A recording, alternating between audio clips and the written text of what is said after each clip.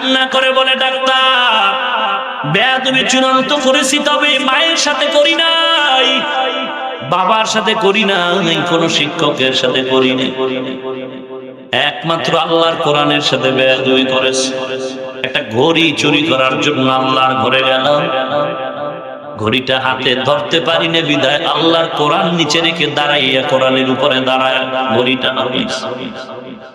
Doctor চোখের পানি ছেড়ে বলে, বেঈমান তাড়াতাড়ি ভেগে যাও, দুনিয়ার কোন ডাক্তারের চিকিৎসা করতে আর পারবে না, তোর জীবনটা এখানেই শেষ।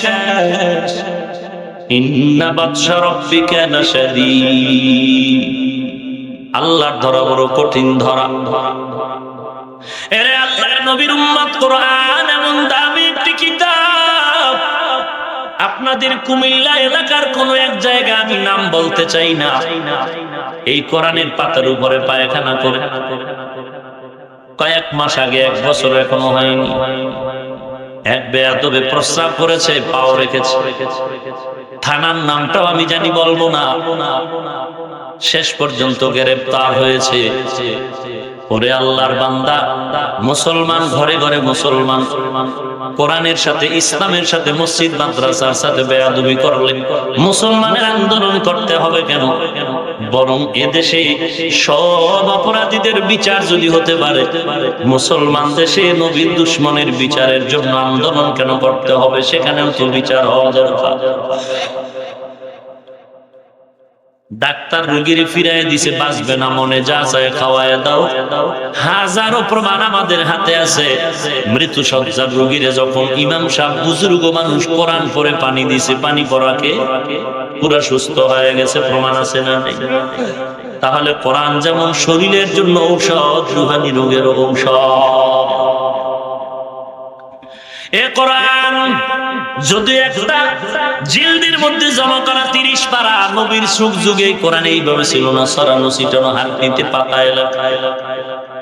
এক অর্থ হলো কোরআনের এক অর্থ জমা করা নবীর সিনায় জমা, অথবা অক্ষরগুলো এক জায়গায় জমা হয়, আয়াত আয়াত জমা হয়ে সূরা, সূরাগুলো জমা হয়ে একটা কোরআন হয়েছে। এ হলো জমার এক অর্থ। কোরআন, কোরআনের এক অর্থ হলো কারায়েন, মানে দলিল। কোরআন এটা সত্য একটি কিতাব, এর জন্য দলিল। কোরআন নাজিল করেছেন আমার আল্লাহ, এটা মানুষের বানানো কিতাব না, এটাও কোরআন একটা দলিল। মদিনার মক্কার বেঈমানেরা বলতো এ কোরআন মুহাম্মদ নিজে নিজে বানায়, বলে আল্লাহর কালাম। বারবার আল্লাহ চ্যালেঞ্জ দিয়েছেন, শেষবারে আল্লাহ রাব্বুল আলামিন চ্যালেঞ্জ দিয়ে বলেন, ইন্না আ'তাইনাকাল কাউসার।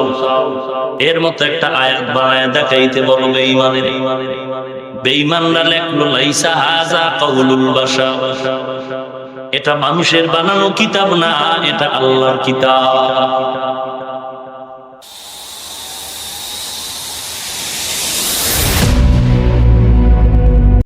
উত্তর জোয়ার বাজার সংলগ্ন তালিমুল কোরআন মাদ্রাসা কর্তৃক আয়োজিত ওয়াজ মাহফিল আজ 27 জুন 2018।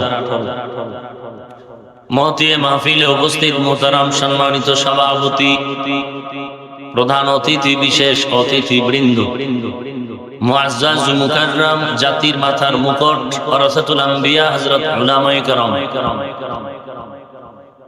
দূর দূরান্ত থেকে আগত আল্লাহ পাকের আশিকিন, জাকিরিন, শাকিরিন, মুহিব্বিন, মুরব্বিয়ানে আযম, কলিজার টুকরা আমার সমবয়সী যুবক বন্ধুগণ, স্নেহের ছোট ভাই, পর্দার আড়ালে অবস্থানরত শ্রদ্ধেয় সম্মানিত মা ও বোনেরা, দয়াময় আল্লাহ রাব্বুল আলামিনের দরবারে লাখো কোটি শুকর ও সুজুদ, যে মহান রব্বুল আলামিন ফিতনার জামানায় কোরআন ও সুন্নাহর ভিত্তিতে সহিহ তরিকায় কিছু কথা বলার জন্য, শুনবার জন্য আমাদেরকে কবুল ও মঞ্জুর করেছেন। নিয়ামতের শুকর আদায়ার্থে মুসলমান হিসেবে ঈমানের আওয়াজ উঁচু করে এক আওয়াজে উচ্চ কণ্ঠে সকলেই কালিমাত শুকর উচ্চারণ করি, আলহামদুলিল্লাহ। এতগুলো মানুষের আওয়াজ আরো বেশি হওয়া দরকার, আর মুসলমানের ইমানের আওয়াজ বাতিল বেঈমান ভণ্ডদের পতনের পূর্বাভাস। মহাব্বতে ইমানের আওয়াজকে উঁচু করে আরেকবার পড়ি আলহামদুলিল্লাহ। লক্ষ কোটি দরুদ ও সালাম সাইয়্যিদুল মুরসালিন রাহমাতুল লিল আলামিন শফিউল মুজনিবিন খাতামুন নবিয়্যিন সাইয়্যিদুস সাকালাইন ইমামুল মুরসালিন শফিউল আযম রাসূল আকরাম রাহমাত আলম নবিয়ুল আরব ওয়াল আজম হাবিবে কিবরিয়া আশরাফুল আম্বিয়া সাইয়্যিদুল আম্বিয়া শফিউ মাহশর সাকি কৌসর আকায়ে নামদার মদিনাহ কা তাজদার আফতাব নবুওত ফখরে মওজুদাত সৈয়দুল মখলুকাত হযরত মুহাম্মদুর রাসূলুল্লাহ সাল্লাল্লাহু আলাইহি ওয়া আলিহি ওয়া সাল্লামের উপর সর্বোপরি শুকর যে আল্লাহ পাক অত্যন্ত দয়া করে সুন্দর এই আয়োজন, এখানে বহু দূর থেকে কষ্টকে উপেক্ষা করে আমাদেরকে যাচাই বাছাই করে আল্লাহ পাক হাজির হওয়ার তৌফিক দান করেছেন। এই সুন্দর আয়োজনের পেছনে টাকা পয়সা পরামর্শ দিয়ে সময় দিয়ে যারা সহযোগিতা করেছেন, এলাকার যুবক বৃদ্ধ ব্যবসায়ী শ্রমিক চাকুরিজীবী বিভিন্ন শ্রেণী পেশার মানুষ, বিশেষ করে জনপ্রতিনিধি এবং প্রশাসন, আল্লাহ পাক প্রত্যেককেই দুনিয়াতে শান্তি ও পরকালে মুক্তির ব্যবস্থা করে দিন। আজকের এই প্রোগ্রাম হওয়াতে আপনারা অনেকেই বেজার, খুশি? খুশির আওয়াজ আসতে হয় না জোরে হয়? সবাই খুশি? শয়তান খুশি? শয়তান যেমন বেজার, কিছু কিছু মুনাফিকেরাও বেজার। কথা ঠিক? কারণটা কি? বেজার হওয়ার কারণ কি? যেখানে ওয়াজ মাহফিল হলে যে বক্তা আসবে সে আমাদের আব্বা আম্মাকে গালি দিবে, এটা বাধার কারণ হতে পারে, বা তাদের পীর সাহেবকে গালি দেওয়া হবে, এমন কোন সন্দেহ? জমিন দখল করে নিবে, আমাদের এলাকার গরু জবাই করে খেয়ে যাবে, এরকম কিছু? গরু জবাই করে খাওয়া হবে না, টাকাও নেওয়া হবে না, কাউকে গালিও দেওয়া হবে না, এরপরও বিরোধিতা কেন? একমাত্র হিংসা। একমাত্র আল্লাহ পাক হিংসা মুক্ত জিন্দেগি দান করুন। ভাইরা আমার, আল্লাহ পাক যদি কবুল করেন তাহলে অন্ধকারের মধ্যেও আল্লাহ পাক হেদায়েতের পথ খুলে দেন। যতই চেষ্টা করা হোক, যা আল হক ওয়া যাহাকাল বাতিল, আল্লাহ পাকের ওয়াদা মিথ্যা না সত্য। আল্লাহ বলেন যখন হক আসবে বাতিল পালাবে, যখন হক আসবে বাতিল পালাবে অটোমেটিক, পিডানো লাগবে না, লাঠি লাগবে না, আন্দোলন লাগবে না, হরতাল লাগবে না। বাতি যখন জ্বলবে অন্ধকার পালাতে বাধ্য। অন্ধকার কেন, অন্ধকার কেন, হরতাল দাও, পিটাপিটি করো, যাবে? একটা আলোর ব্যবস্থা করো, মেজবাতি দিয়া জ্বালায় দাও, অন্ধকার শেষ। ঠিক বাতিল আছে, অনেক বাতিল, অনেক বাতিল। কোন পিটাপিটির দরকার নাই, গালির দরকার নাই, হিংসার দরকার নাই। হকের আওয়াজ দাও, হকের বাতি যখন জ্বলবে বাতিল তখন হয়তো তওবা করবে, না হয় পালাবে। আমরা দেখেছি এই অল্প বয়সে এখানে এখানে কোনো মাদ্রাসা হতে দেয়া যাবে না, এখানে ওয়াজ হতে দেয়া যাবে না, অমুক বক্তাকে আসতে দেওয়া হবে না। আমাদেরকে মাঝে মাঝে টেলিফোন করছে, কি করার? আমরা বললাম তর্কে যাবেন না। হাটহাজারীর হুজুর এখানে আসতে পারবে না, চরমনের হুজুর আসতে পারবে না, উজানির পিসা হুজুর আসতে পারবেন না। এইরকম বহু জায়গায় শেষে কি হলো, আল্লাহর রহমত, হুজুর দিন থেকে দোয়া করলেন, যেইভাবে আয়োজন হওয়া দরকার ওইভাবে হতে পারে নাই, ছোট পরিসরে এসে কান্নাকাটি করে দোয়া করে গেল। কি হলো এর দ্বারা? 2 বছর পর যে বাধা দিছে সে বলে মাদ্রাসা করতে যা লাগে সব আমি একা দিব। ওয়াজ মাহফিল বন্ধ না, ওয়াজ হবে, একদিন না 2 দিন হবে। এরকম হাজার হাজার প্রমাণ। এটার একমাত্র কারণ রসুলের আদর্শের ব্যবহার। রসুলের আদর্শের ব্যবহার কি গালি? না, আমরা গালি শুনবো, কাউকে দিব না।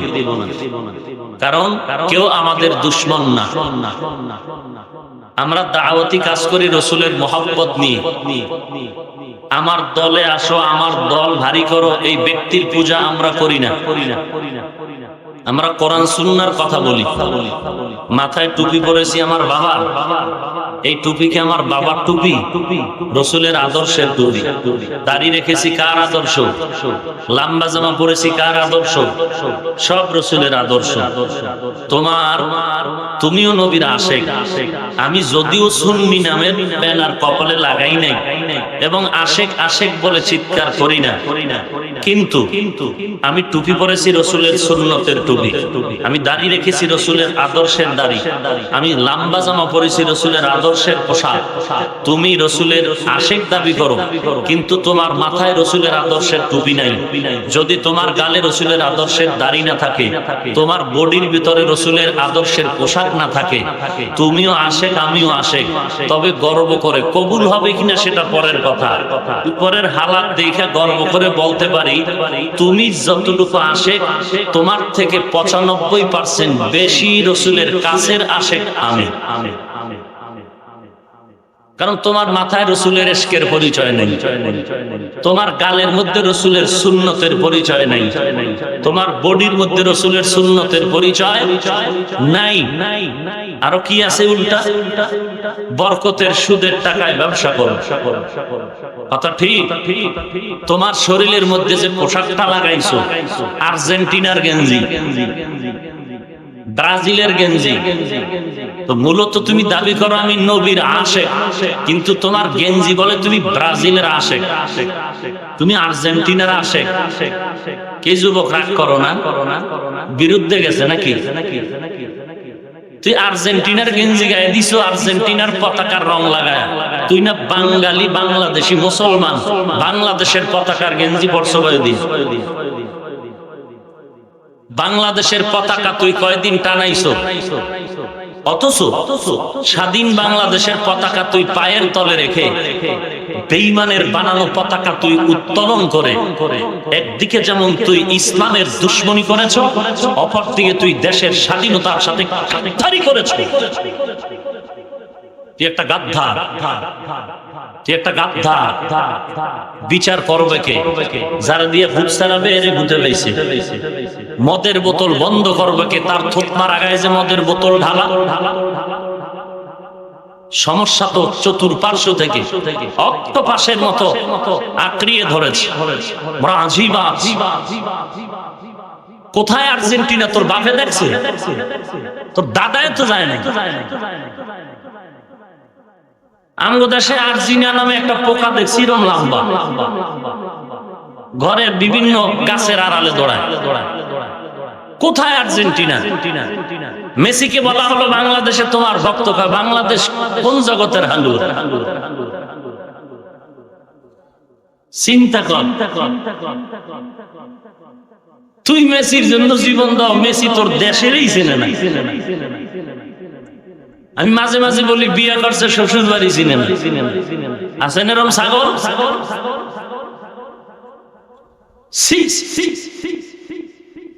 নামাজ নাই, রোজা নাই। অনেক যুবক তোর মাকে গালি দিছো এই আর্জেন্টিনার খেলায় বাধা দেওয়ার কারণে। তোর আব্বা বাধা দিছে গালি দিছো, মুরব্বীরা বাধা দিছে গালি দিছো, তুই তো নবীর আশেক, তুই কয় নাম্বারের আশেক তোরটা তুই দে, বাকি এতটুকু গ্যারান্টি তুই যত নাম্বারের আশেক, তোর পার্সেন্ট যদি থাকে 5, আমার পার্সেন্ট আছে 5000, কারণ আমার পোশাক আছে রসুলের। এবার ভিতরগত কিলাকিলি সেটা কোরআন সুন্নাহ দিয়ে চাপার জোরে না, কথা ঠিক? আল্লাহ হেদায়েত দান করুন। এই সব রোগী সবাই কি রোগী? আল্লাহ বলেন সব রোগের ঔষধ হলো কোরআন। ঔষধ কি? ওয়ানুনাজ্জিলু মিনাল কুরআনি মা হুয়া শিফা ওয়ানুনাজ্জিলু মিনাল কুরআনি মা হুয়া শিফা মা হুয়া শিফা ওয়া রাহমাতুল লিল মুমিনিন। আল্লাহ বলেন আমি কোরআন অবতীর্ণ করলাম ঔষধ হিসাবে, আর মুমিনের জন্য কোরআন রহমত। ওয়ালা ইয়াজিদুজ জালিমিনা ইল্লা খাসারা, যারা সীমা লঙ্ঘনকারী জালেম এদের ক্ষতির রাস্তা ছাড়া কোরআন আর কিছুই দিবে না। আল্লাহ বলেন কোরআন অবতীর্ণ করেছি এটা ঔষধ হিসাবে, সারা দুনিয়ার মানুষের জন্য কোরআন ঔষধ। বেঈমানের জন্য কোরআন কিভাবে ঔষধ? কোরআন যেহেতু সবার জন্য ঔষধ, প্রমাণ হলো সব দুনিয়ার মানুষরা রোগী। বেঈমান কিসের রোগী? বলে ঈমান না থাকার কারণে বেঈমান তারা রোগী, তাদের কাছে ঈমান নাই। ঈমানদার কেন রোগী? বলে ঈমানদার দাবি করে নামাজ নাই, টুপি নাই, পর্দা নাই, হালাল হারামের ভেদাভেদ নাই, আমল না থাকার রোগী। আমার তো টুপিদারি সব ঠিক আছে, আমি কিসের রোগী? বলে আমি নিজেকে খুব বড় বক্তা মনে করি, এটা একটা কবিরা গুনাহ। আমি অন্যকে ছোট মনে করি, এটা কবিরা গুনাহ। আমি অন্যের ভালো সহ্য করে নিতে পারি না, কবিরা গুনাহ। আমি ঘরে বসে ম্যাডামের সামনে বসে অন্যের নাম নিয়ে গীবত করি, কবিরা গুনাহ। তো টুপিদারি সব ঠিক থাকার পরেও আমি রোগী, মারাত্মক গুনাহের রোগী। আমার জন্য কোরআন ঔষধ। এখন এই কোরআন ঔষধ, তো ঔষধ সেবন করতে হবে, আলমিরায় জমা করে রাখলে হবে না। আজ আমার দেশের ছোট বাচ্চা বিদেশ গিয়ে শত শত রাষ্ট্রের সামনে, রাষ্ট্রপতিদের সামনে বসে কোরআন পড়ে বিজয়ের পুরস্কার নিয়ে দেশে হাজির। তুমি মুসলমান হিসাবে, আশেকে রাসূল হিসাবে, কোরআনের মহব্বতে তুমি ওই ছেলের মহব্বতে কয়দিন স্বাগতমের পোশাক লাগায়া কোরআনের পক্ষে মিছিল দিয়েছো। আল্লাহ আমাদের সবাইকে হেদায়েত দান করুন। কোরআন এমন এক দামি একটি কিতাব। মুফাসসিরিন একরাম বলেছেন এই কোরআনের 99টা নাম আছে। কয়টা নাম? আল্লাহর যেমন 99 নাম, কোরআনেরও এরকম 99 নাম। কেউ বলেছেন 55টা নাম। টোটাল কথা এর মধ্যে 5টা নাম কোরআনের খুব উল্লেখযোগ্য প্রসিদ্ধ নাম, মশহুর। যেমন কোরআনের এক নাম হলো তানজিল, কোরআনের এক নাম তানজিল। কোরআনের আরেক নাম হলো কোরআন, এটা একটা নাম। বাল হুয়া কুরআনুম মাজিদুন ফি লাওহিল মাহফুজ, লাওহে মাহফুজের কোরআন। কোরআনের আরেক নাম হলো কিতাব, যালিকাল কিতাবু লা রাইবা ফি হুদাল লিল মুত্তাকিন। কোরআনের একটা নাম হলো ফুরকান, শাহরু রমাদানাল্লাযী উনজিলা ফীহিল কুরআন হুদাল লিন-নাস ওয়া বায়্যিনাতিন মিনাল হুদা ওয়াল ফুরকান। কোরআন এমন এক দামি কিতাব, যদিও ওজনে 250 গ্রামের বেশি নয়। আল্লাহ বলেন কোরআন এমন একটা কিতাবের নাম হেদায়েত, হুদাল লিন-নাস। কোরআন আমি অবতীর্ণ করলাম সারা দুনিয়ার মানুষের হেদায়েতের জন্য, হুদাল লিন-নাস। কিন্তু সারা দুনিয়ার মানুষ কেন হেদায়েত পায় না? আমি সংক্ষেপ তার জবাব দিব, সারা দুনিয়ার মানুষ আল্লাহর হেদায়াত চায় না, চাইলেই তো পাবে, তো চাইই না। এরে হাজী সাহেব, বাইতুল্লাহর গিলাফ ধরে লাব্বাইক বলেছো, নবীর রওজায় গিয়ে সালাম, তোমার মাথার থেকে টুপি যায় না, তোমাকে হাজী সাহেব না বললে বড় কষ্ট পাও, অথচ তোমার সন্তান টাকা পয়সা কামাই করে হারাম পথে, আছে না নাই? সব রোগের ঔষধ হলো কোরআন। ওয়া নুনাজ্জিলু মিনাল কুরআনি মা হুয়া শিফাউন ওয়া রাহমাতুল লিল মুমিনিন। এই কালামে জিন্দা কুরআনে হাকিম, এই কালামে জিন্দা কুরআনে হাকিম, তাকাসারাত আনহু আফহামুর রিজালি, বাখা কুরআন কালামুল্লাহ, বশনো কদিমাস্তি নইনো। এমন একটা কিতাব, ছোট একটা বাচ্চাদের কোরআন দিলে ধরে দাঁড়ায় থাকবে, কিন্তু এর ওজনটা কত হে মুমিন! আল্লাহ বলেন, লাউ আনজালনা হাযাল কুরআন আলা জাবালিন লারাআইতাহু খাশিআম মুতাসাদ্দিআ। এই কোরআনের ওজন পাহাড় সহ্য করে নিতে পারে নাই, রাজি হয় নাই। এই কোরআন দিলেন আল্লাহ মানুষের হাতে। এই কোরআন এত দামি, এই কোরআন রাতের বেলা আসছে তো রাতের দাম বেড়ে গেল। যেই রাতে আসলো ওই রাতের এত দাম। আল্লাহ বলেন, লাইলাতুল কদরি খায়রুম মিন আলফি শাহর। কোরআন রাতে আসলো, রাতের দাম। কোরআন যেই মাসে আসলো ওই মাসের দাম। কোরআন যেই স্থানে আসলো সেই জমিনের দাম। মক্কার জমিনে কোরআন আসলো, মক্কার দাম বেড়ে গেল। এই এলাকায় বিল্ডিং এর তো অভাব নাই, অনেক বিল্ডিং এর লিফট আছে, টাইলস করা সুন্দর বিল্ডিং আছে। ওই 10 তলা 5 তলা বিল্ডিং এর কোনো দাম নাই, ওই টিনের ঘরের কোরআনওয়ালা মাদ্রাসাটার যেমন দাম। বহু ডক্টরের ডিগ্রিওয়ালা এই জমিনে আছে। 10 জন মানুষ সফরে রওনা হয়ে গেল, নামাজের সময় হয়ে গেল। একজন ইমামতি করে নামাজ আদায় করে নিবেন, সবাইকে মুক্তাদি বানায়। কে ইমাম হবে এখানে? একজন ডাক্তার, একজন ডক্টর, একজন প্রফেসর, একজন ইঞ্জিনিয়ার, আর একজন আলেম, আর একজন কারি সাহেব, আর একজন হাফেজ কোরআন। এই 10 জনের মধ্যে কি হবে? বলে ডক্টরের ডিগ্রিওয়ালা। বলে ডক্টর পরে দেখো আগে কোরআন আসেনি। কোরআন নাই তো ডক্টরের ডিগ্রির দাম নাই। ডাক্তার হবে নাকি? বলে আগে দেখো কোরআন আসেনি। বলে ডাক্তারি আছে, কোরআনের আওয়াজ নাই। ইঞ্জিনিয়ারিং এর ডক্টরের ডিগ্রি আছে, কিন্তু বান্দার কাছে কোরআন নাই। বলে কোরআনওয়ালাকে? বলে আমি আলেম। তুমি ডাক্তার নি? বলে না, লাগবে না। তুমি ডক্টর নি? বলে না, বলে লাগবে না। কোরআন আছে তো সব আছে। ডক্টর, ইঞ্জিনিয়ার, প্রফেসর, 13টা ডক্টরের ডিগ্রি দাঁড়িয়েও কোটিপতির মালিক যদি হয়, বিল্ডিং ওয়ালা হয়, বাংলাদেশের 1 নম্বরের ধনীও যদি হয়, আর কোরআনওয়ালা ফকিন্নির সন্তানও যদি থাকে, মাস্তানি করবি না, খবরদার। ওই ফকিন্নির সন্তানের কমর মেনে তুই মুক্তাদি হয়ে নামাজ পড়বি।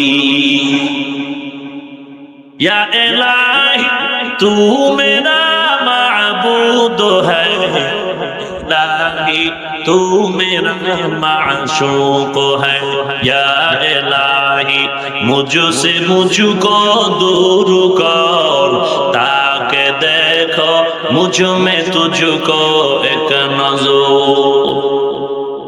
এবার দেখা গেল কোরআনওয়ালা আছে 4 জন, 6 জন ডাক্তার, প্রফেসর, ইঞ্জিনিয়ার। আর 4 জন কি কোরআনওয়ালা। এখন 4 জন কি ইমাম হয়ে যাবে নাকি? ইমাম হবে কয়জন? একজন। বলে তো কাকে দিব? সবাই তো কোরআন পড়ে। দেখো কারটা বেশি সহি। দেখা গেল 4 জনেরটাই সহি। বলে তো 4 জন কি হকদার? ইসলাম বলে না, এবার দেখো কার কণ্ঠের সুর ভালো। যার আওয়াজ ভালো তাকে ইমামতির মুসাল্লায় দাঁড় করায় দাও। কারণ কোরআন তেলাওয়াত করবে, আল্লাহর সাথে বান্দার মোলাকাত হবে, কথা শুরু হয়ে যাবে। এরে নবীর উম্মতের দল, কোরআনের মধুর আওয়াজের জমিনে, উজানির জমিন, কারি ইব্রাহিম রাহমাতুল্লাহ আলাইহির ইতিহাস পড়ে দেখেছি, তিনি যখন কোরআনের তেলাওয়াত করেছেন মক্কার মানুষ পাগল হয়ে গেল। এরে নবীর উম্মতের দল, ওই কারি ইব্রাহিম রাহমাতুল্লাহ আলাইহি যার কোরআন তেলাওয়াতে নদীর মাছ, পানির মাছ পর্যন্ত উপরে উঠে কোরআন তেলাওয়াতের আওয়াজ শুনে, এমন একজন আল্লাহর বান্দাকে যদি কেউ গালি দেয় আর বলে লোকটা খারাপ, আমগো কোনো দলিল লাগবে না, বিনা দলিলে বলবো তুই বড় গাদ্দার আর বেঈমান। ঠিক কিনা বলো? আউলিয়ারা কারে আকবা ইখতিয়ার জাহেলা কারে দুনিয়া ইখতিয়ার, মাইলে মুমিন সোয় মুমিন মিশাওয়াত, মাইলে কাফির সোয় কাফির মিশাও। ইয়াকুব নবীর নাম তো শুনছেন, তার সন্তান জগৎ বিখ্যাত যার নাম সবার মুখে ইউসুফ আলাইহিস সালাম। তারা 11টা ভাই, 2 ভাই আপন। ইউসুফ নবী আর তার আপন ভাই বিনিয়ামিনেরা 2 জন আপন, আর বাকি সব ভাই কতজন? 10 জন। কয়জন? 10 জন। ইউসুফ নবী দুনিয়াতে আসার পরে পরের বছর বিনিয়ামিনের জন্ম হলো। বছরে পিঠে মাথায়, আর সে মাথায় গিয়ে 2 সন্তান জন্ম দেওয়ার কারণে মায়ের ইন্তেকাল হয়ে গেল। ইন্তেকাল হওয়ার পরে পয়গম্বর ইয়াকুব নবী ইউসুফ নবীর দিকে বড় মায়ার নজর দিয়ে তাকায়, কারণ ইউসুফ নবী এত সুন্দর, রাতের বেলা কোনো বাতি লাগে না ইউসুফ নবীর চেহারায়, ধোকার ঘর আগুন। শানিদা কায়বুয়াত মানন্দ দিদা তোরা দিদা ওয়া ইউসুফ রাশনিদা। ভাইরা আমার, ইউসুফ নবীর বাবা ইয়াকুব বেশি আদর করার কারণে 10 ভাই এর একটা মিটিং করলো যে বাবা ইয়াকুব নবী ইউসুফরে এত আদর করে কেন? এই বেটা, খেলা দেখতে দূর হইতেছ না? কি মোনাজাত দিন তোমাকে খেলার টাইম যায় না? দেখবা না? এত ভালো হয়ে গেছে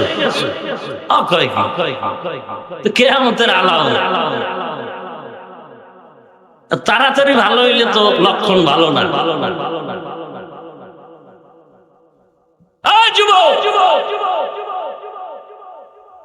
তুই এই খেলা দেখা পতাকা উড়াইয়া কত মগায় বলে ফাঁসি দিছে,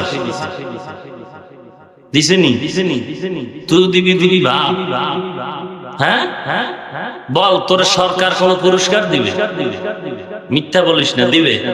তোর আব্বায় দিবে? এত পাগল হইলি? আল্লাহ হেদায়েত দান করুন। রাগ করো না, দুশ্মন ভাবিস না। আমি তো চ্যালেঞ্জ করে বলি, কোন বাঘের বাচ্চা পারলে চ্যালেঞ্জ গ্রহণ কর। এই জমিনে যুবক, তোদের জন্য আপন তোর মা, তোর বাবা, এই জমিনে তোর দলের নেতা আর যে হোক, টুপিওয়ালা থেকে তোদের আপন এই জমিনে নাই। চ্যালেঞ্জ গ্রহণ কর। তোর বাপ স্বার্থের টানে তোরে মামলায় ফালায় দিবে, তোর মাও ফালায় দিবে, তোর পীর ফালায় দিবে, এই জমিনে তোর নেতা ফালায় দিবে। শুধু মামলা না, কল্লা সাইজ করে ফেলবে যদি স্বার্থে আঘাত লাগায় দাও। কিন্তু কোন আলেম ইমাম কোনদিন চোখ দুটো খোলা থাকতে যুবক তোর কোনদিন ক্ষতি করবে না। তুই দুশ্মন ভাবিস না। তোকে জাহান্নাম থেকে বাঁচাবার জন্যই যাহা কিছু বলা হচ্ছে। তুই চিনো না জাহান্নাম কি জিনিস, জানো না জাহান্নামের আযাব কত কঠিন, কত কঠিন। ক্লাস 9-এ পড়ে যুবক ছেলে। কোন ক্লাস? জুমার নামাজ পড়াচ্ছি গুলশান। নামাজ আনতে বৃদ্ধ মানুষ হাতটা ধরে বিনয়ের সাথে বলছেন, হুজুর একটু জরুরি কথা। কি ব্যাপার? বলে আপনার সাথে একটু মহব্বতের আলাপ। আমি বললাম মসজিদে সুযোগ নাই, চলেন মাদ্রাসায়। কি বিষয় একটু আমাকে টাচ দেন। বলে আমার সন্তান। আমি বললাম ও আল্লাহর গোলাম, আপনার সন্তানটা নিয়ে যদি সুযোগ হয় আমার মাদ্রাসায় আসেন, আমি কথার সময় দিব। আল্লাহর বান্দা সন্তান নিয়া আসরের নামাজ আনতে মাদ্রাসায় হাজির হয়ে গেল। ছেলেটার গায়ে একটা লম্বা জামা, মাথায় টুপি। বাবাই বলে হুজুর এই সন্তান। আমি বললাম সন্তান তুমি কোন ক্লাসে পড়ো? বলে 9-এ পড়ি। কি তোমার সমস্যা বলো? বলে হুজুর আমি মাদ্রাসায় পড়ে আলেম হব, কোরআনের হাফেজ হব, 3 পারা মুখস্থ করে ফেলেছি। আমি আর স্কুলে পড়বো না, আপনার পরামর্শ চাই, কি করা যাবে? আমি বললাম বাবা তুমি ক্লাস 9-এ পড়ো, 3 পারা কোরআন যদি মুখস্থ করিয়েই থাকো একটু আমাকে একটু শোনাইবে নাকি? বলে হ্যাঁ শোনা। ছেলেটা কচি কণ্ঠে আল্লাহর কোরআনের তেলাওয়াত শুরু করলেন। তাবারাকাল্লাযী বিয়াদিহিল মুলকু ওয়া হুয়া আলা কুল্লি শাইইন কাদির। দীর্ঘ টাইম তেলাওয়াত করার পরে বললাম বন্ধ করে দাও। আমার পরামর্শ যদি নিতে চাও, আমি অনুভব করে ফেললাম তোমার ব্রেন খুব তীক্ষ্ণ, বড় তাজা। তুমি যদি ইচ্ছা করো আমি তোমাকে গাইড দিব, তুমি স্কুলেও লেখাপড়া করো, কলেজেও পড়ো, এদিক দিয়ে তুমি ডিগ্রি অর্জন করো, তুমি একজন ভালো সরকারি কর্মকর্তা হও, আমার দিলের তামান্না। অপর দিক থেকে কোরআন পড়বা, আলেম হবা, এই লাইনের গাইড আমি তোমাকে দিব। 2টা লাইন তুমি টানতে পারবা, সম্ভব। কাছাকাছি মাদ্রাসায় পড়ানোর ব্যবস্থা করে দিব। ছেলেটারে যতই বুঝাইতে চাই ছেলে বুঝতে চায় না। ছেলে বলে হুজুর আমি পড়বো না, কারণ আপনার জাহান্নামের বয়ান আমি শুনেছি। যেই বই পুস্তক আমাদেরকে পড়ানো হয় ওর মধ্যে বেহায়া বেপরদা নারীর উলঙ্গ ছবি আঁকা আছে। এগুলো আমি দেখতে চাই না, গুনাহ করতে চাই না, আমি মাদ্রাসায় পড়াই। ছেলেটার আমি বারবার বুঝাই, ও সন্তান তোমার মতো একটা মন নিয়ে যদি কেউ ডিসি হতে পারে, এসপি হতে পারে, তোমার দ্বারা দেশের উপকার হবে, ইসলামেরও অনেক উপকার হবে। ছেলেটা শেষ সময় বিদায় বেলা বলে হুজুর আমার বুঝি মাদ্রাসায় পড়ার হবে না। আমি বললাম মনটা ছোট করো না, তুমি একটু ভাবতে থাকো, আমি আসি, আবার যোগাযোগ করিও, যখন যা পরামর্শ আমি দিব। এরে নবীর উম্মতির দান, এ যুবক তুমি একটা যুবক সন্তান, ওই ক্লাস 9-এর যুবক একটা যুবক সন্তান। একজন আর দুইজন না, লক্ষ কোটি কোটি যুবক আজকে দিনের পথে চলে, স্কুলে পড়িয়াও নামাজ ছাড়ে না। আর তুমি নামাজ তো পড়োই না। মা যদি বলে ধমক দাও, বাবায় বললে ধমক দাও, আমি বললে ধমক দাও। এরে আল্লাহর গোলাম, এ কোরআন এমন এক দামি একটি কিতাব, এই কিতাবের সাথে যখন একটি সামান্য কাপড়ের সম্পর্ক হয়ে গেল, জুজদান নাম, গিলাফ নাম, দাম বেড়ে গেল। কাঠের কোনো দাম নাই, কোরআনে লাগলো রেহান নাম হলো, দাম বেড়ে গেল। আমি বান্দার কোনো দাম নাই, আল্লাহর কোরআনের স্পর্শ লাগলো, আমি বান্দার দামে মন বেড়ে গেল। ওরে নবীর উম্মতের দল, হাটহাজারীর হুজুর আজকে এত বড় বুজুর্গ, এত সম্মানের পেছনে কোটিপতি না, টাকারও মাস্তানি না, একমাত্র কোরআন আর নবীর সুন্নতের আদর্শ। আজকে তুমি মুসলমানের ঘরে থাকিও, জন্ম নিয়েও কেন তোমার সম্মান কমে গেল? একমাত্র কারণ সুন্নাত নাই, কোরআনের আওয়াজ নাই। অতএব কোরআনটারে সিনায় লাগাও। আজকে তাকায় দেখো, একটা কোরআনের হাফেজ অসুস্থ রোগী হয়ে গেল, ঢাকা ভালো হসপিটালে নিয়া চেক আপ করায় দিল, পুরো বডি মেশিনের মধ্যে ঢুকায় দিল। শরীরের ভেতরে কি রোগ আছে, উপরে কি রোগ আছে, কম্পিউটারের স্ক্রিনে দেখা যায়। ও আল্লাহর বান্দা, 2 মিনিট চিন্তা করে আমারে জবাব দাও। হাফেজে কোরআনের শরীরের ভেতরের রোগ, কিডনির মধ্যে কি সমস্যা, হার্টের ভেতরে কি সমস্যা, সব কম্পিউটার স্ক্রিনে যখন ভেসে উঠলো, ওর বডির কোন না কোন জায়গায় 30 পারা কোরআন তো আল্লাহ হেফাজত করে রাখলেন। আজও পর্যন্ত কোন মেশিনের স্ক্রিন, কম্পিউটারে কোরআন কোথায় আছে বের করতে পারলো না। অথচ দাঁড় করায় দাও মাইকের সামনে, রমাজানে তারাবির ভেতরে এমন সুন্দর তেলাওয়াত করলো, মানুষের চোখের পানি পড়ে, কেউ বা মানুষের বেতের বাড়ি দিয়ে আঘাত করলো, মানুষ কান্না করে না। আবার কোরআনের তেলাওয়াত শুনিয়াও কত মানুষ কান্না করতেছে। এ কোরআন উম্মতের জন্য একটা ঔষধ। ওয়া নুনাজ্জিলু মিনাল কুরআনি মা হুয়া শিফা, মা হুয়া শিফা ওয়া রাহমাতুল লিল মুমিনিন।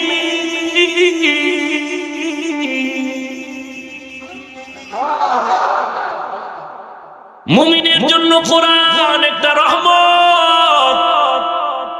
আজকে মুসলমানের ঘরে কোরআনের তেলাওয়াত নাই, গজবের মোবাইল হাতে নিয়ে জীবনটা শেষ। সকালবেলা বক্তব্যে ছেলে মেয়েরা কোরআন পড়তো। ও মুরব্বী, আপনাদের কি মনে নাই? বলে গেলে চলবে। বেঈমানেরা ঘুমায় না, তুমি বুড়া ঘুমায় সময় নষ্ট করো। বেঈমানেরা ঘুমায় না, সকালবেলা ফজরের পরে মা সন্তানের মক্তবে পাঠায় দেয়, মক্তবে গিয়ে সন্তান কোরআন পড়ে, আলিফ বা তা পড়তো। বেঈমান কুকুরেরা পাগল হয়ে গেল, এই কোরআনের আওয়াজ বন্ধ করা কেমন করে সম্ভব? 100 বছর আগে চিন্তা করিয়া পরিকল্পনা নিয়ে রাস্তায় নামলো, আজকে তারা সাকসেস হয়ে গেল। সকালবেলা স্কুলের টাইম দিয়া দেয়, লেখাপড়া শিখাও, ইংরেজি শিখাও, আরবি দরকার নাই।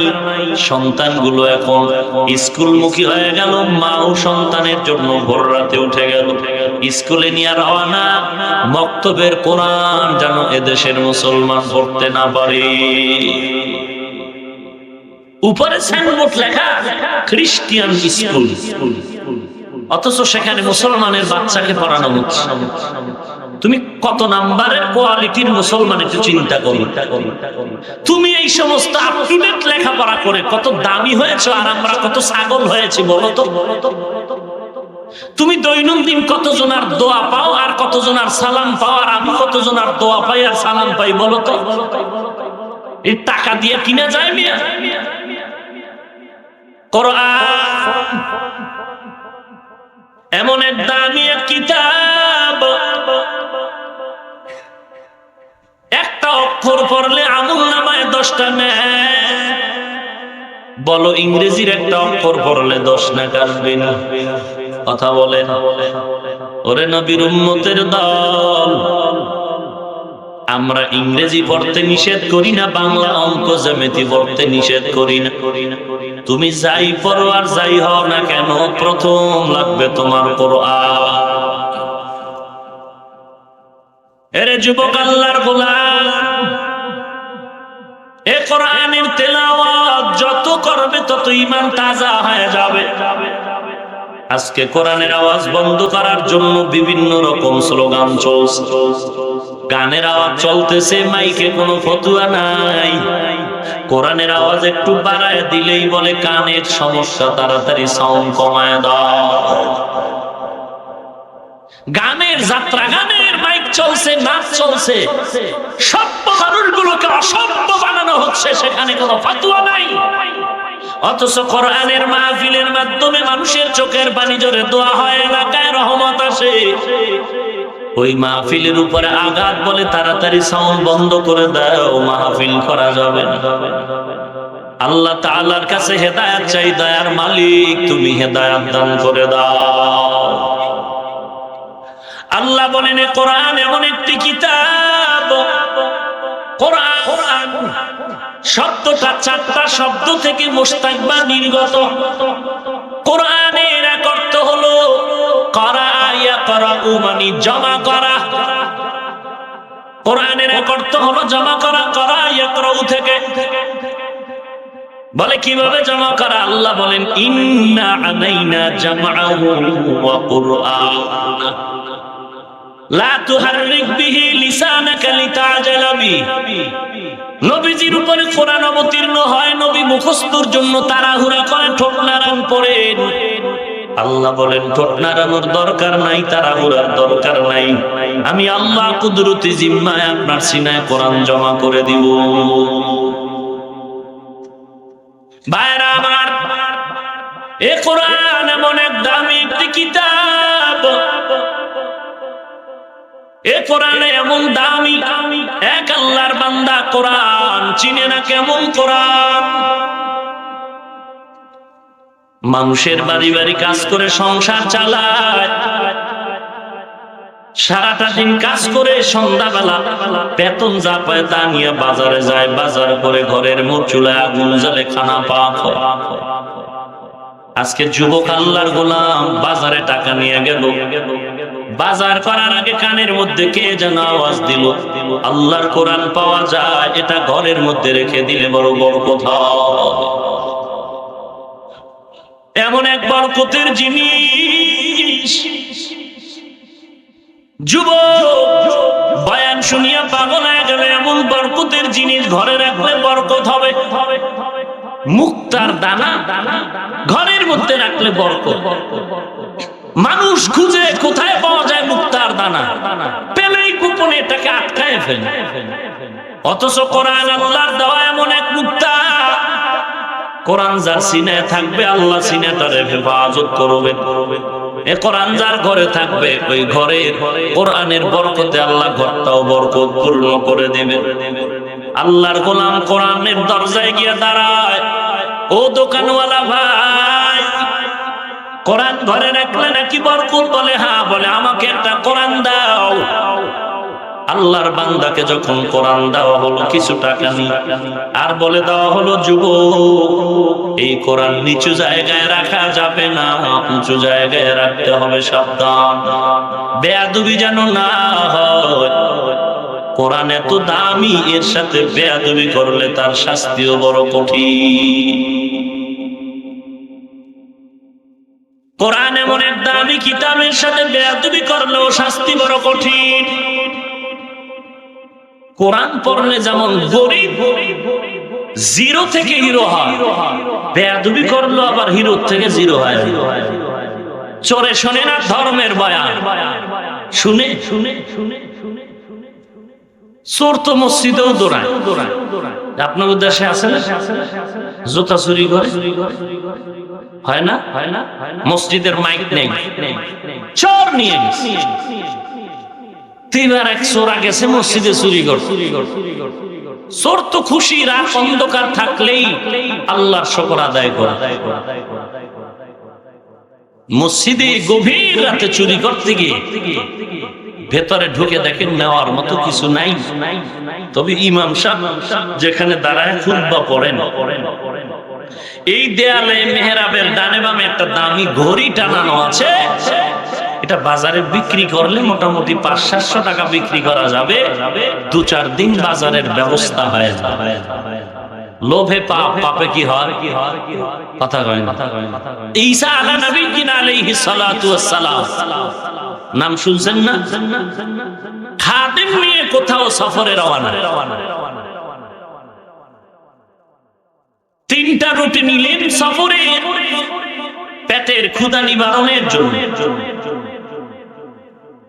কিছু দূর যাওয়ার পরে সফরের ক্লান্তি এসে গেল, বিশ্রামে গেলেন পথিমধ্যে কোথাও।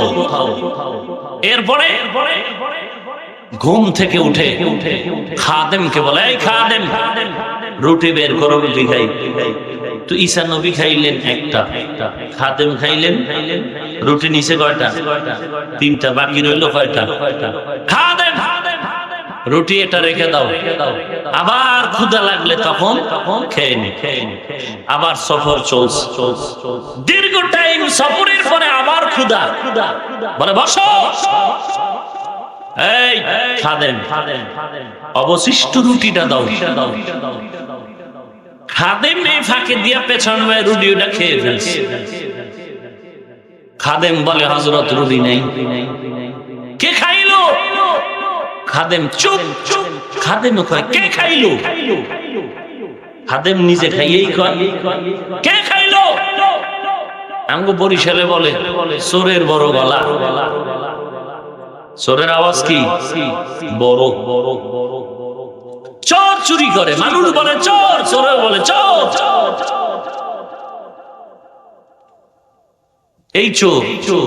খাদেম রুটি খেয়ে বলে, রুটি?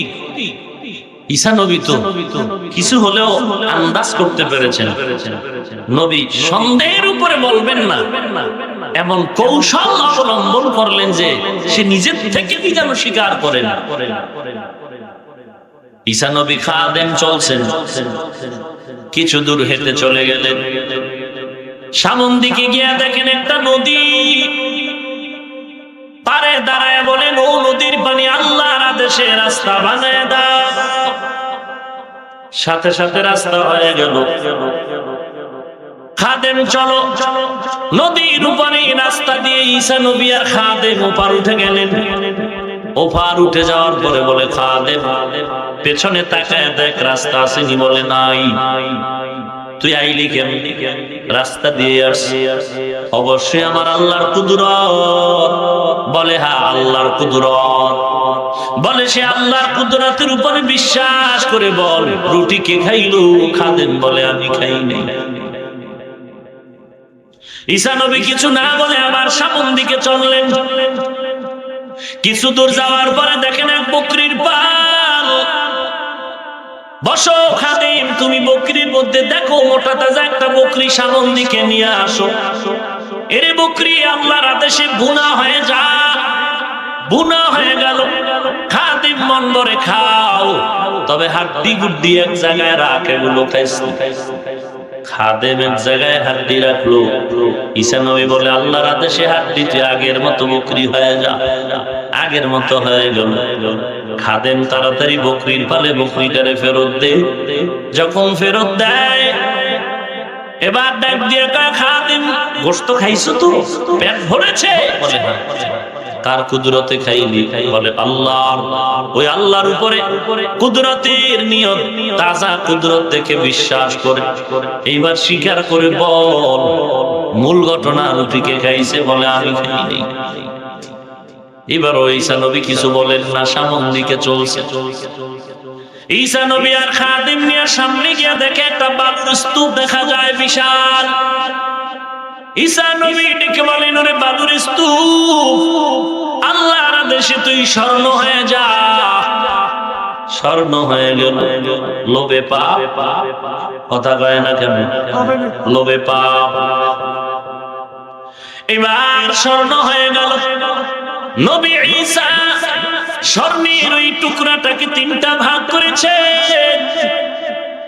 একটা ভাগ খাদেমের দিয়া কয়, তুই নিয়ে যা। আর একটা ভাগ আমার। আর একটা ভাগ ওখানে ফালায় রাখ। খাদেমের চান্দি গরম হয়ে গেল। নবীর ভাগটা হবে ইনসাফের। ইনসাফের ভাগ না হয় বেইনসাফের ভাগ কেন হলো? ঈসা নবীকে প্রশ্ন করলেন, আমরা 2 জন স্বর্ণের টুকরা হবে, 2টা 3টা কেন হলো?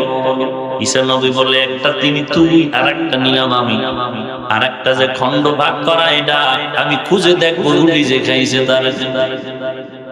খাদেম কয় হুজুর বেদবি মাফ করবেন, আমি খাইছি, আমি খেয়েছি। ঈসা নবী সবক দিলেন ও খাদেম, লোভে পড়ে মিথ্যা কথা বলেছ, লোভের শাস্তিটা ভালো করে বুঝে নে, স্বর্ণের অংশটা তুই নিয়ে যা, আমার ভাগের অংশটাও তুই নিয়ে চলে যা। এবার স্বর্ণ পুরাটা নিয়ে লোভে লোভে দৌড়াচ্ছে মন খুশি। কিছু দূর যাওয়ার পরে রাস্তার ভেতরে ডাকাতের হামলা শুরু হয়ে গেল। ডাকাত বলে নিজে একা খাবি, আমাদের দিবিনি, বলে দে নে দে নে, তবে মারিস না। এবার বলে ঠিক আছে। ডাকাতের ভেতরের উদ্দেশ্য ওরে ফন্দি করে দূরে সরাই, এই খাদেম জলদি করে বাজারে গিয়ে রুটি আন, আমরা রুটি তিনজনে খাবো। আমরা ডাকাত তুই সহ রুটি খেয়ে স্বর্ণ ভাগ করে নিব, রুটি আনতে বাজারে যা। উদ্দেশ্য হলো রুটি নিয়ে আসবে, তরবারি দিয়ে খাদেমের কল্লা ফালায় স্বর্ণ নিয়ে যাও। খাদেম বাজারে গিয়ে চিন্তা করলো রুটির মধ্যে বিষ মিশায় ওদের খাওয়ায় মেরে ফেলবে, রাখে আল্লাহ। এবার খাদেম রুটির মধ্যে বিষ মিশায় নিয়ে আসলো, আসা মাত্র ওরা তরবারি দিয়ে খাদেমের দুনিয়ার থেকে বিদায়। মনের খুশি, স্বর্ণ আমরা পেয়ে গেলাম, এবার মনের মতো রুটি খা। ডাকাতেরা রুটি খাওয়ার পরে সব শীত পটাং হয়ে গেল। খাদেমের জায়গায় খাদেম মরে গেল, ওই স্বর্ণের জায়গায় স্বর্ণ, ডাকাতের জায়গায় ডাকাত পরে রইল। লোভে পাপ, জোরে বলেন। এরে নবীর উম্মত রাতারাতি কলা গাছ হয়ে গেল আঙ্গুল ফুলে যারা। ডানে দেখে টাকা, বামে টাকা, গরিবের হক মেরে মেরে যারা টাকার পাহাড় করেছ, তোরা আসলে ধনী না, তোরা জালেম। গরিবের সম্পদ চুরি করেছ, তুই চোর। মরার পরে না, মরার পরে না, মরার আগেই দেখবে আসমানের গজব শুরু। কারণ গরিবের চোখের পানি বৃথা যাবে না রে মুমিন, কখনো চোখের পানি বৃথা যাবে না। গরিবের তুচ্ছ মনে করে বলো মানুষ না, গাধা করে গালি দেয় গাধা। কর্মচারীর কোনো দাম নাই, দাম নেই। মাঝে মাঝে হরতাল দিলে তো পায় আড়া ছাড়া রাস্তা খোলা নেই, কথা ঠিক নেই। বাস বন্ধ, রিক্সা বন্ধ, ট্রাক বন্ধ, লঞ্চ বন্ধ, কর্মচারী হয় না, হয় না, হয় না। এরে আল্লাহর বান্দা, কর্মচারী যদি বলে কাজ করব না, আমি চেয়ারওয়ালা, আমার কাজ করা সম্ভব না, বিপদের সিগন্যাল বেজে যাবে। ওই কর্মচারীর সাথে জুলুম করার কোনো সুযোগ নাই। নবী বলেন খবরদার, তার ঘাম ঝরার আগে তার পাওনা পরিশোধ করে দাও। আর আমার দেশের গরিব রাস্তায় স্লোগান দেয়, মার খায়, আর কোনো ন্যায্য অধিকার ফিরে পায় না। ভাইরা আমার, চোর শুনে না ধর্মের বয়ান, মসজিদে গিয়ে ঘড়ি চুরি করার জন্য পাগল হয়ে গেল। 700 টাকা ওর কাছে খুব দামি, ঘড়ি চুরি করার জন্য হাত দিয়ে লাগাল পায় না, কিভাবে ঘড়িটা ধরা যায়। বাঁশের কোনো ব্যবস্থাও নাই, উপরে উঠে ঘড়িটা হাত দিয়ে নামাবে, কোনো টেবিল নাই। খুঁজে খুঁজে খুঁজে খুঁজে মেহরাবের ভিতরে একটা ছোট টেবিল পেল, যে টেবিলে ইমাম সাহেব নামাজের পরে একটু তালিম করেন, কোরআন হাদিসের কিতাব খুলে খুলে ওটার উপরে দাঁড়ায় দেখে, আর বড় বায়না চাইরা তুষা। শেষ পর্যন্ত কমবক্ত চোর ওই ঘড়িটা নামানোর জন্য নিরুপায় হইয়া তাকায় দেখে মিম্বরের তৃতীয় তাক উপরে কোরআন শরীফ রাখা আছে। ওই বেঈমান চোরা লোভে পড়িয়া ঘড়িটা নামানোর জন্য দীর্ঘ কয়েক জিল বড় বড় কোরআন শরীফের টান ওখানে রাখা। ওই বেঈমান ওই কোরআন গুলো নামায় টেবিলের উপরে রাখলো। টেবিলের উপরে রাখার পর এক পর্যায়ে কোরআন শরীফের উপরে চূড়ায় পাও রেখে দাঁড়ায় গেল। দাঁড়ানোর পরে এবার ঘড়িটা নামায় ফেললো, নামাইয়া ঘড়ি নিয়ে দৌড়। এর মুমিন ভালো করে লিখে নে, গায়ের জোরে গাদ্দারি করা যায়, বেয়াদবি করা যায়, আল্লাহর সন্তুষ্টি অর্জন করা যায় না। গায়ের জোরে ইসলামের বিরোধিতা করা যাবে, কোরআনের বিরোধিতা করা যাবে, তবে এলাকার মানুষের দোয়া পাওয়া যাবে না, মানুষের দোয়া পাওয়া যাবে না, ইসলাম পালন করা যাবে না। পাশাপাশি এই কথাটাও মনে রাখবি, সব জায়গায় গাদ্দারি আর বেয়াদবি চলে না। জায়গা মতো বেয়াদবি করবি তো তোর কপালটা পুড়ে যাবে, তুই টেরও পাবি না। বুঝি না বুঝি না, টাকার অভাব নাই, কোটি কোটি টাকার মালিক, এরপরও বিল্ডিং অভাব নাই, ঢাকায় ফ্ল্যাট, শত শত মানুষের পেছনে ঘুরে, এরপরও কেন তার উপরে গজব বিল্ডিং এ আগুন। 14 তালা বিল্ডিং এর 11 তালা পুরে ছাই হয়ে গেল, উপরের তালাও ক্ষতি হলো না, নিচের তালাগুলোতেও আগুন লাগলো। অবশ্যই এটা প্রমাণ হয়ে গেল আল্লাহর কুদরতের একটা গজব এসেছে। তদন্ত করে তো খবর পাওয়া যায় না, কারণ গোটা বিশ্বের আন্তর্জাতিক মিডিয়া বেঈমানের মুঠোর ভেতরে আটকা।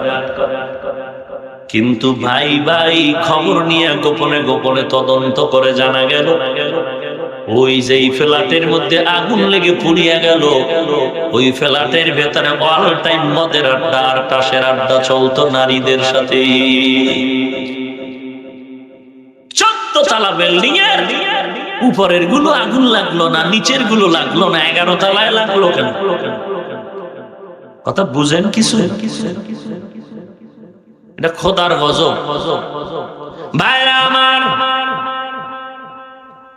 ভালো করে শুনো, সব জায়গায় বেয়াদবি চলে না রে ভাই। চোর আল্লাহর ঘরের থেকে, মসজিদ থেকে ঘড়ি চুরি করে কোরআনের উপরে পাও রেখে দাঁড়াইয়া ঘড়িটা নামায়া পরের দিন বাজারে বিক্রি করে টাকা নিয়ে খুশি। কিছু বাজার নিয়ে ঘরে গেল, রাতের গভীরে চোরের জবানের চিল্লানের আওয়াজ, আমাকে বাঁচাও, আমার পা নাই, ব্যথার ব্যথার ব্যথা। মানুষ আশেপাশের সজাগ হয়ে গেল, ঘুমাইতে পারে না।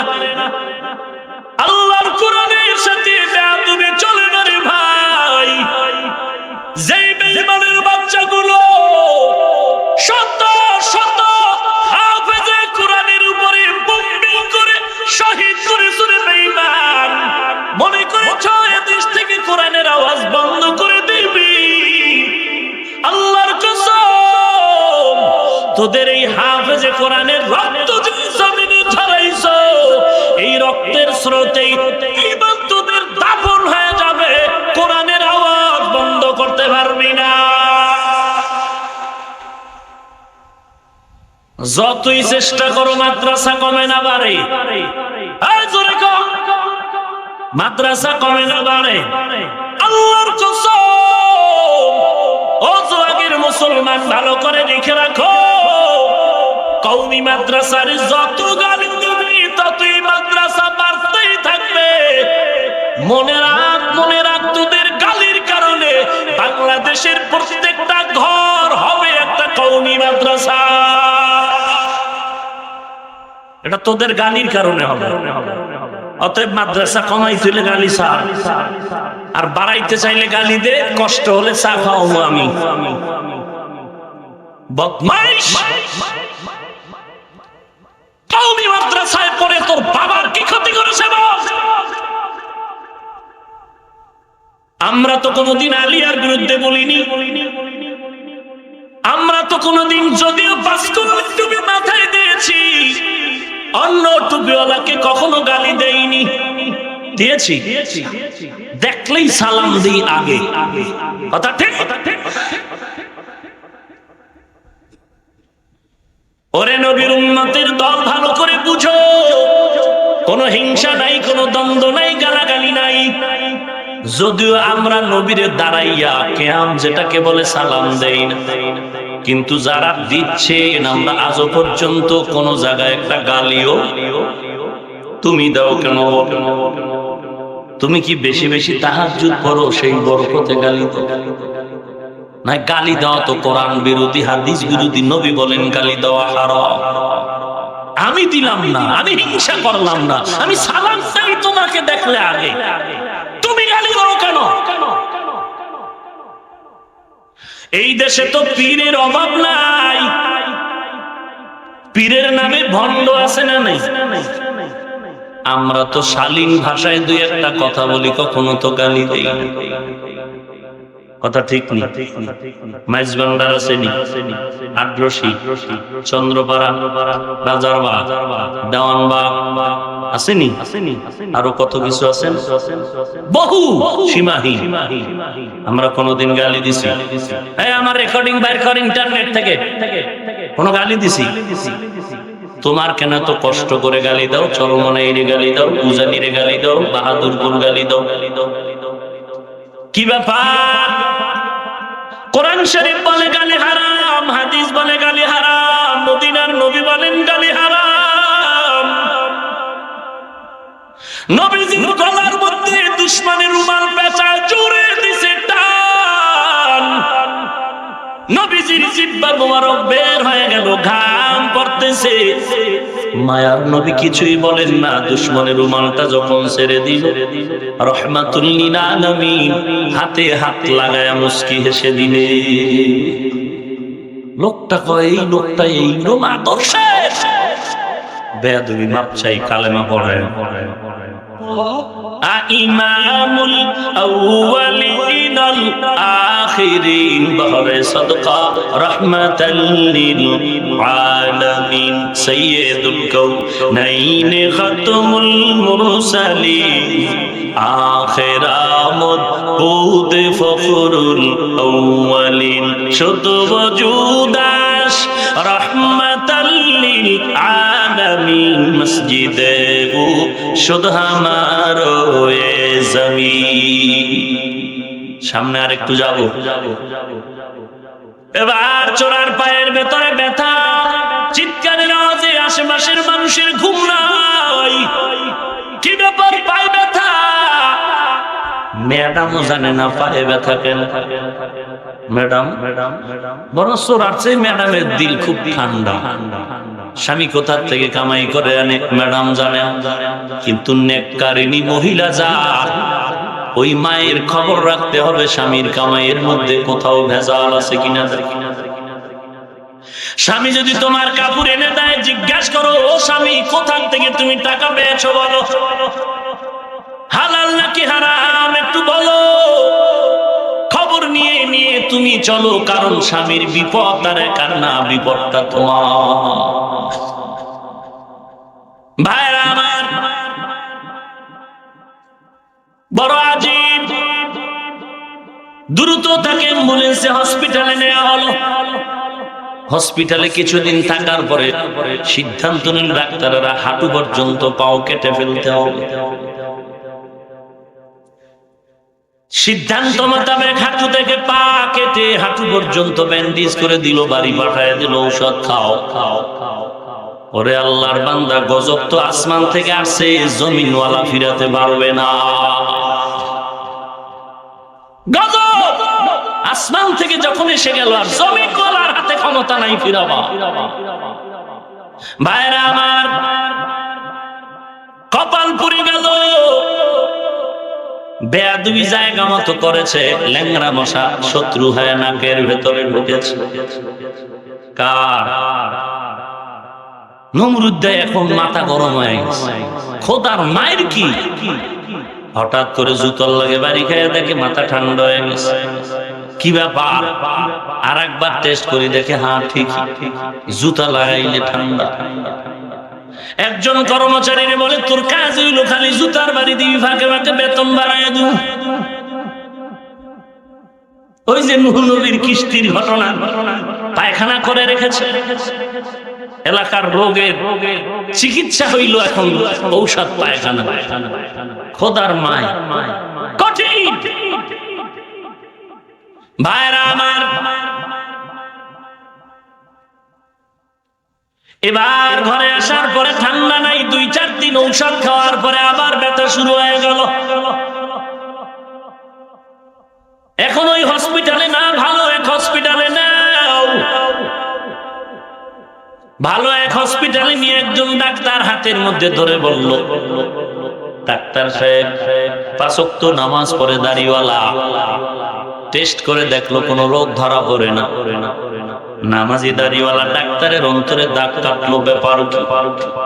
চিৎকারের আওয়াজ। শেষ পর্যন্ত ডাক্তার চোরারে ডাকলো, ওই রোগী ভাই, তুমি একটু আসল কামরায় এসে আমাকে গোপন ভাবে কিছু কথা বলে দিও। সব লোক সরাই দিয়া বলে, চোর, আরে রোগী, তোমার এই ব্যথাটা দুনিয়ার কোনো ব্যথা না, বলো আমার দিলে সন্দেহ তুমি কারোর সাথে কোনো বেয়াদবি করেছো কি?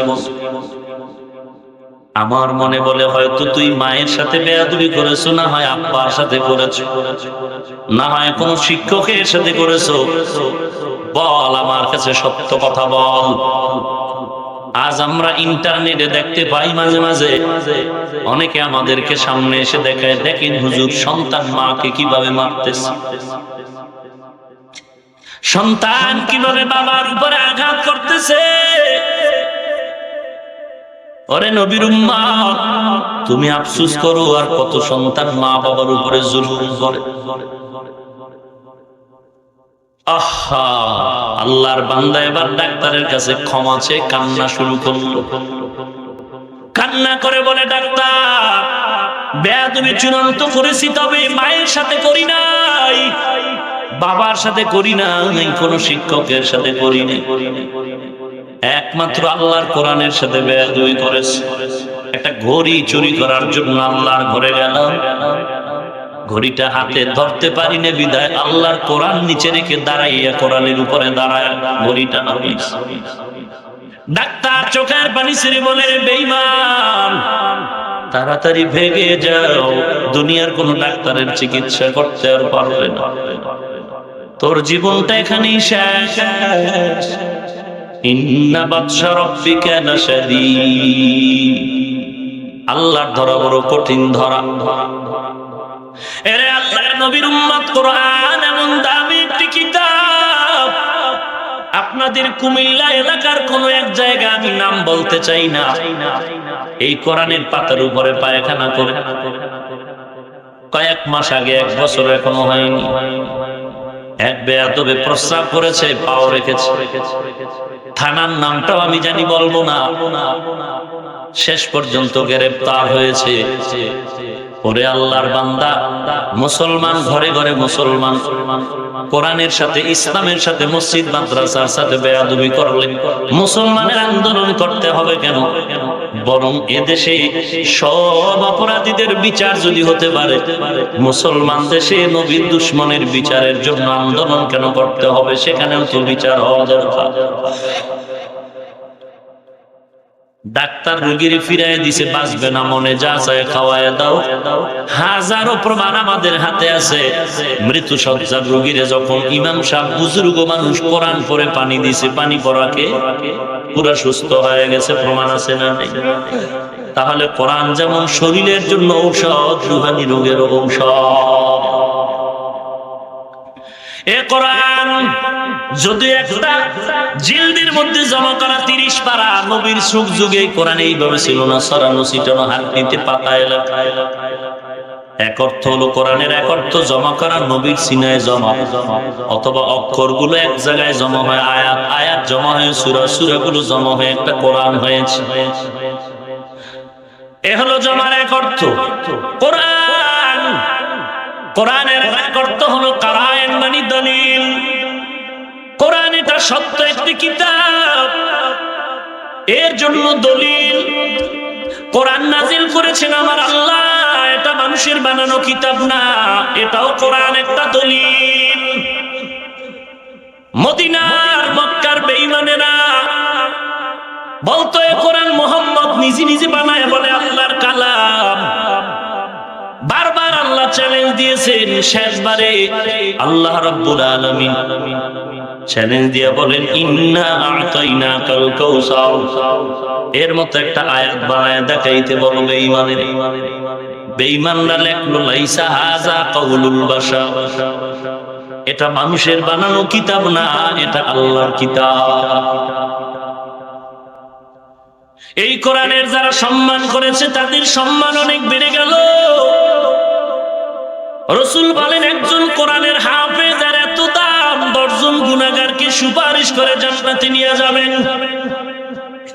ও হাফেজে কোরআনের মা, ধন্য তোমার জীবন। তারাবির নামাজ যেই সন্তান ইমামতি করে পড়াইলো, ওর মা বাবার জীবনটা ধন্য।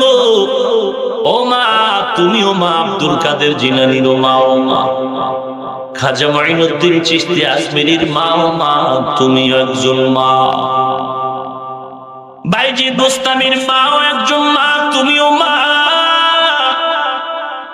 হাফেজে কোরআনের মা, ও মা তুমিও একজন মা। ওই যুবক, দোকান থেকে কোরআন মাথায় নিয়ে রওনা, নিচে রাখা যাবে না, কোরআন দামি উঁচু জায়গায় রাখতে হবে। কিন্তু যুবক কোরআন চিনে না, চিনেছে সম্মান। কোরআন মাথায় নিয়ে রওনা, বাড়ির দরওয়াজায় গিয়ে ডাক দিল, ও বিবি রাগ করবা না, কোনো বাজার আনা হয় নাই, নিয়ে আসছি বরকতের কালাম। ঘরের মধ্যে ঢুকে রাতের আধার, স্বামী বলে এটা সম্মানের জিনিস, নিচু জায়গায় রাখা যাবে না, উঁচু জায়গায় রাখতে হবে। বলে আমরা ছোট ঘরে থাকি, উঁচু কোনো আলমিরাও নেই, তাকও নেই। এবার কোরআনটা কেমনে রাখা যায়, স্বামী আর স্ত্রী মশওয়ারায় বসে গেল। স্ত্রী বলে, ও স্বামী আমার, জীবনে তো কম ঘুমাই না, আজকে রাত্রে ঘুমাবো না, কোরআন মাথায় নিয়ে পাহারা দিই। আল্লাহর কালাম মাথায় নিয়ে দাঁড়ায় অর্ধেক রাত আমি থাকবো, তুমি ঘুমাও। বাকি অর্ধ রাত আমি একটু বিশ্রামে যাবো, তুমি মাথায় নিয়ে ঘুমাও, তুমি মাথায় নিয়ে দাঁড়াও। স্বামীও রাজি হয়ে গেল। কোরআন এইভাবে মাথায় নিয়ে শিব ভাগ করে ফজর পর্যন্ত মাথায় কোরআন নিয়ে দাঁড়িয়ে। ফজরের আজান হয়ে গেল। এবার একজন একজন করে পালাক্রমে নামাজ আদায় করলেন। স্ত্রী বলে, এত দামি জিনিস ঘরে রেখে বর্তমান নিতে চাই না, তাড়াতাড়ি যেখান থেকে আনছো ফিরে দাও। তবে ফিরে দেওয়ার আগে একটু দেখি ভেতরে কি জিনিস লুকানো আছে। এবার স্বামী আর স্ত্রী এক জায়নামাজে মুসাল্লায় বসে আল্লাহর কোরআনটা খুলে আঙ্গুল টানে বলে, হাদা কালামু রব্বি, এটাই আমার আল্লাহর কালাম। মুহূর্তেই দেখা গেল পৃষ্ঠা উল্টানো শেষ। দুইজনের দিকে তাকায় আর বলে, কি বুঝছো? স্ত্রী বলে, তুমি শুনবা আমি কি বুঝছি। বলে, হ্যাঁ শুনবা। বলে, এবার শুনো। স্ত্রী আল্লাহর নাম নিয়ে কোরআন পড়া শুরু করলেন, মুখস্থ। আউযু বিল্লাহি মিনাশ শাইতানির রাজীম, বিসমিল্লাহির রহমানির রহিম, আলহামদুলিল্লাহি রাব্বিল আলামিন, আর-রহমানির রহিম, মালিকি ইয়াউমিদ্দিন। একটানা তেলাওয়াত শুরু হয়ে গেল। চলছে। হঠাৎ এক পর্যায়ে দেখা গেল পুরো কোরআন স্ত্রীর ভেতরে মুখস্থ হয়ে আছে। যুবকের এই হালাত, কোরআন আল্লাহর কুদরতে মুখস্থ হয়ে গেল। যেই কোরআনের হাফেজ 3 বছরে কোরআন মুখস্থ করে, আবার একটা সন্তান কয়েকদিন আগে আমরা খবর পাইলাম সিলেটে 7 মাসে কোরআন মুখস্থ করেছে, ছোট বাচ্চা। কয় মাস? 7 মাস। আজ মুসলমানের জবানে কোরআনের তেলাওয়াত নাই। ও সন্তানের বাবা, সন্তানের বিয়ে করাইবা একটা মেয়ে খুঁজো, টাকা আসেনি, কোরআন আসেনি, একবারও খুঁজবে না রে বাবা। তুমি যেই পুত্রবধূ ঘরে আনবা, সেই বিবি তোমার ঘরে রৌনক আর শান্তির ঠিকানা, এর মধ্যে কোরআনের তেলাওয়াত আছে কিনা খোঁজ নিলা না। আগে দেখলা টাকা আসেনি, বিদেশ যাওয়ার ভিসা দিতে পারবে না। কোরআন তেলাওয়াতের খবর নিলেন না রে ভাই। আল্লাহর বান্দা বান্দি দুজন কোরআনের হাফেজ হয়ে গেল। এর এলাকার যুবক, আজকে দেখা গেল কত যুবক কোরআনের এই বয়ান শুনে কোরআন সহিভাবে পড়ার জন্য দিলটা তৈয়ার করে ফেলল। আমি তো মিথ্যা কথা বলি না রে যুবক। ক্লাস 9 এর ছেলেটা কিভাবে 3 পারা কোরআন শরীফ মুখস্থ করে ফেলল। তুমি স্কুলে পড়ো, নামাজের খবর নাই, বড়দেরকে শ্রদ্ধা, ছোটদেরকে স্নেহ করার কোনো চিন্তা নেই। কয়দিন আর বাঁচবা? এই জমিনে দেখা গেল, আমার বাংলাদেশের কথা বলতেছি, কত কবরে আগুন দেখা যায়, সাপ বিচ্ছু দেখা যায়, আবার কত কবরের লাশ 20 বছর 30 বছর পরে কাফন সহ তাজা। যাদের কবরে আযাব সব বেনামাজির কবর, আর যাদের কবরের কাফন সহ তাজা পাওয়া গেল সব কোরআনওয়ালা নামাজির কবর। অতএব অনুরোধ করে বলছি, পর্দার আড়ালের মা, কোরআনওয়ালা সন্তানের মা হয়ে কবরে যাও। ও বাবা, যে তুমি একটা সন্তানকে কোরআনওয়ালা বানাও। এর যুবকের কাছে অনুরোধ, কোরআনওয়ালা সন্তান হয়ে কবরে যাও। আল্লাহর দরবারে তওবা করো, হে মালিক, জীবনটা চলে যাবে, আল্লাহ তোমার রাস্তা ছাড়া বাহিরে আর চলবো না। হাঁটতে চলতে সব অবস্থায় কোরআন তেলাওয়াত করে জিহ্বাটা ভিজায় রাখবো। আল্লাহর কোরআন পড়তে জানি না, শিখবো। যেখানে কোরআনের তালিম আছে ওখানে যাব, ওখানে গিয়ে কোরআন শিখবো এবং মুহাব্বতের নজরে দেখবো। এই যে তালিমুল কোরআন, এই মাদ্রাসা, এখানে ছোট ছোট বাচ্চা শুধু কোরআন পড়ে না, জানাজার ইমাম হয়ে যাচ্ছে। এরে নবীর উম্মতের দল, অনুরোধ, আল্লাহর কাছে তওবা করো, সহিভাবে কোরআন পড়বো, মা বাবার খেদমত, উস্তাদদের খেদমত করে দোয়া নিয়ে ভালো। জীবন চলে যাবে, গুনার কাছে যাব না, অন্যায়ের পথে যাব না, নামাজ ছাড়বো না। যদি তওবার খাঁটি নিয়ত হয়, খাঁটি তওবার নিয়তে দুটো হাত আমার আল্লাহকে দেখায় দাও। আয় আল্লাহ, সবার হাত আপনি কবুল করে নেন, আমাদের তওবা কবুল করে নেন আল্লাহ। ও দয়ার মালিক, সহিভাবে কোরআন পড়ার তৌফিক দান করেন। আয় আল্লাহ, কোরআনওয়ালা সন্তানের মা বাবা হওয়ার তৌফিক দান করেন আল্লাহ। প্রত্যেক যুবকের হাত আপনি কবুল করে নেন, নবীজির আদর্শওয়ালা, নবীর সুন্নতের আমলের উম্মত বানায় দেন, গুনাহের প্রতি ঘৃণা জমায় দেন, আমাদের তওবার উপরে মজবুত হয়ে চলার তৌফিক দান করেন, আমিন।